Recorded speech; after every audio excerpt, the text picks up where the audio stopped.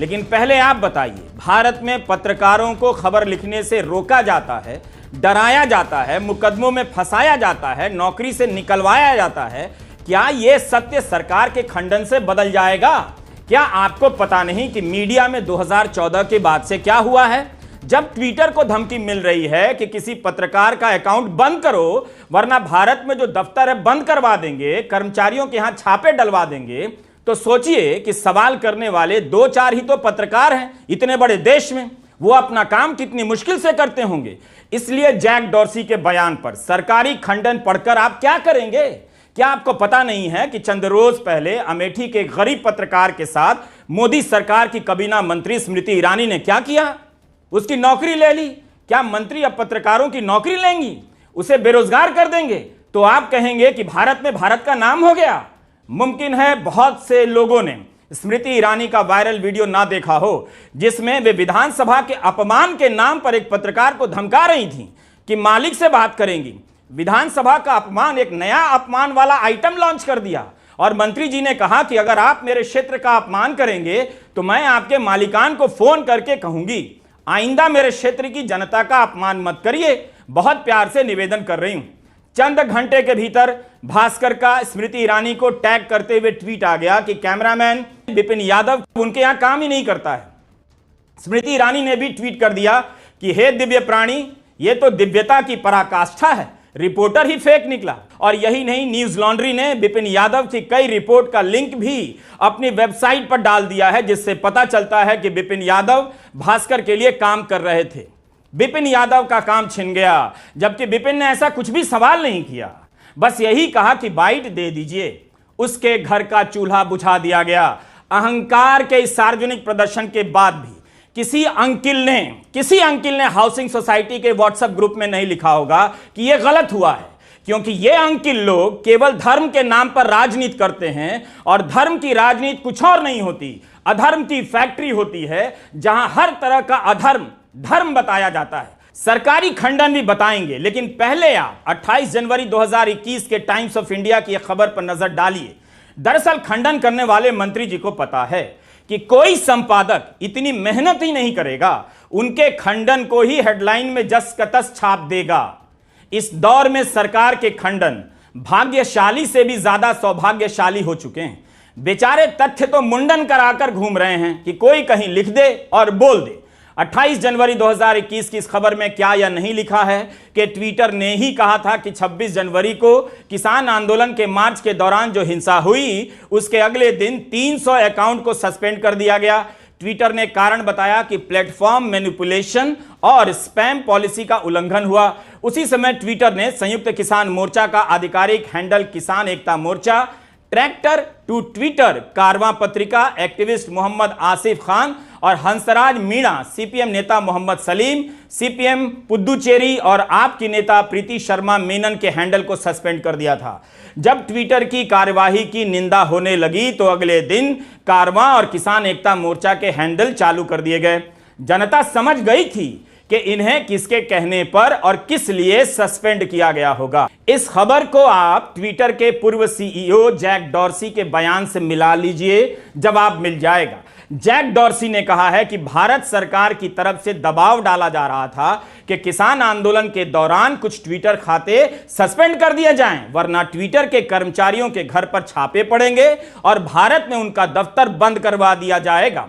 2021 के ही फरवरी महीने में न्यूयॉर्क टाइम्स की यह खबर भी जैक डॉर्सी के बयानों की पुष्टि करती है कि भारत सरकार ने मांग की थी कि किसान आंदोलन के समय सरकार के बर्ताव को लेकर आलोचना करने वाले अकाउंट बंद कर दिए जाएं।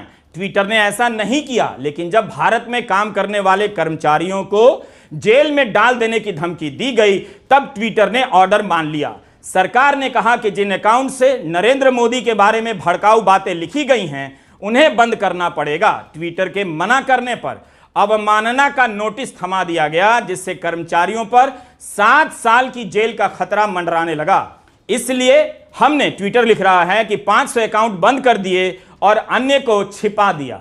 प्रधानमंत्री नरेंद्र मोदी के खिलाफ कौन सी भड़काऊ बातें थीं, सरकार को बताना चाहिए ताकि जनता की नजर में यह बात साफ हो कि कहीं भड़काऊ बातों के नाम पर सामान्य और जरूरी आलोचनाओं के मुंह तो बंद नहीं किए जा रहे थे। क्यों सरकार किसान आंदोलन के समय उन ट्विटर अकाउंट को बंद करवाना चाहती थी जिस पर उसकी आलोचना हो रही थी? आप सोचिए कि किसानों की बात दुनिया तक ना पहुंचे, इसे रोकने के लिए किस किस को डराया धमकाया गया होगा। किसान आंदोलन की कुछ घटनाओं को ही याद कर लीजिए, फिर आपके सामने जैक डॉर्सी के बयान की सही तस्वीर अपने आप उभर कर आ जाएगी। आपको याद होगा उस वक्त गोदी मीडिया उस समय किसानों को आतंकवादी कह रहा था। किसानों के साथ पुलिस क्या कर रही थी आपने देखा होगा। बैरिकेड के पीछे कीलें ठोक दी गईं, कांटों के तार बिछा दिए गए। किसानों पर किस किस तरह के जुल्म नहीं हुए। एक साल के प्रदर्शन के दौरान किसान संगठनों के अनुसार 700 से अधिक किसानों की मौत हो गई। इन्हीं सब बातों की प्रतिक्रिया को दबाने के लिए ट्विटर के खाते बंद करने की धमकियां दी जा रही होंगी। जैक डॉर्सी ने इसकी पोल खोल दी है। वैसे भी गोदी मीडिया कौन सा किसान आंदोलन में किसानों की रिपोर्टिंग करने गया था, लेकिन बातें जनता तक किसी भी तरह ना पहुंचे इसका पुख्ता इंतजाम किया जा रहा होगा। आज भी किसान एकता मोर्चा के ट्विटर हैंडल पर लिखा हुआ है कि अकाउंट सस्पेंड कर दिया गया है क्योंकि कानूनी नोटिस आया है। ये सारी तस्वीरें हमें सर्वेश ताई ने दी हैं, जो बहुत ही शानदार फोटोग्राफर हैं। हम उनका शुक्रिया अदा करना चाहते हैं। फादर ऑफ पावर ने मदर ऑफ डेमोक्रेसी का पूरा मकान जर्जर कर दिया है। आपको समझना है कि जब ट्विटर को जेल और रेड का डर दिखाया जा रहा है तो आपके इलाके के अखबारों और पत्रकारों की क्या हालत होगी। ट्विटर ने पहले भी इसे दुनिया के सामने बताया है। 10 फरवरी 2021 को अपने एक ब्लॉग पोस्ट में ट्विटर ने लिख दिया कि वह मीडिया संस्थान, पत्रकारों, राजनेताओं या एक्टिविस्ट के खातों को नहीं बंद करेगा।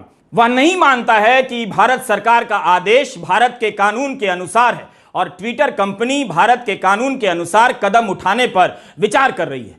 ट्विटर ने यह भी बताया कि ट्विटर के अपने नियम कायदे हैं जिसके तहत किसी खाते को बंद किया जाता है या सीमित किया जाता है, लेकिन पिछले 10 दिनों में भारत सरकार के इलेक्ट्रॉनिक एंड इंफॉर्मेशन टेक्नोलॉजी मंत्रालय ने अनेक खातों को बंद करने के आदेश जारी कर दिए।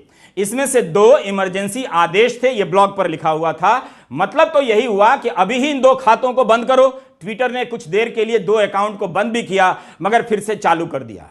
ट्विटर ने लिखा है कि जब इसकी जानकारी भारत सरकार के मंत्रालय को दी गई तो उसे अवमानना का नोटिस थमा दिया गया। अब आपको समझ में आ रहा होगा कि सोशल मीडिया पर भी सरकार की आलोचना क्यों गायब है। क्यों अच्छे अच्छे लोग लिखने से डरते हैं, या आपको भी खुलकर लिखने से डर क्यों लग रहा है। ट्विटर के मालिक बदल गए हैं मगर नए मालिक को भी जेल का डर लगता है। बीबीसी के पत्रकार ने जब ट्विटर के नए मालिक इलन मस्क से पूछा कि बीबीसी ने नरेंद्र मोदी वाली जो डॉक्यूमेंट्री बनाई है उसे ट्विटर पर क्यों बैन किया, तो इलन मस्क की कंपकपी छूट गई। पहले तो पल्ला झाड़ा कि हमें इस केस के बारे में पता नहीं, फिर कहा कि भारत में सोशल मीडिया का कानून बहुत सख्त है। अगर अपने लोगों को जेल भेजने और कानून का पालन करने में से किसी एक को चुनना हो तो मैं कानून को चुनूंगा। टेस्ला कार बनाने वाले, अपनी प्राइवेट स्पेस एजेंसी चलाने वाले मस्क की संपत्ति 19 लाख करोड़ की बताई जाती है, करीब भारतीय रुपए में।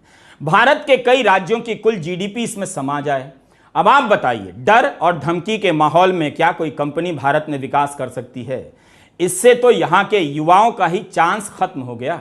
यह कंपनी अपना विस्तार करती तो भारत के युवाओं को नौकरी मिलती और उनके डैडी मोहल्ले में सीना चौड़ा करके घूमते। ट्विटर पर खबरों की पहुंच रोकने का धंधा अभी भी जारी है। रेल दुर्घटना के समय स्वतंत्र पत्रकार तमाल शाह ने वहां से धुआंधार रिपोर्टिंग की और ट्विटर को ही अपना माध्यम बना लिया। तमाल ऐसे ऐसे तथ्य सामने ला रहे थे जो गोदी मीडिया लाना ही नहीं चाहता था, जबकि गोदी मीडिया को जनता के पैसे से करोड़ों रुपए का सरकारी विज्ञापन मिलता है मगर वो काम जनता का नहीं करता है। दूसरी तरफ तमाल शाह जैसे पत्रकार अपने खर्चे पर जनता के लिए रिपोर्टिंग करते हैं। तमाल शाह ने अब अपना एक यूट्यूब चैनल बनाया है, NTT बाई तमाल।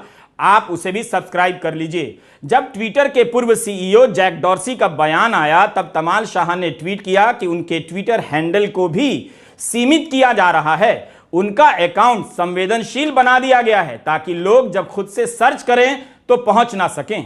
तमाल ने इससे पहले भी 9 जून को इलन मस्क को टैग कर ट्वीट किया था कि मेरी रिपोर्ट और हैंडल को बार बार सीमित किया जा रहा है।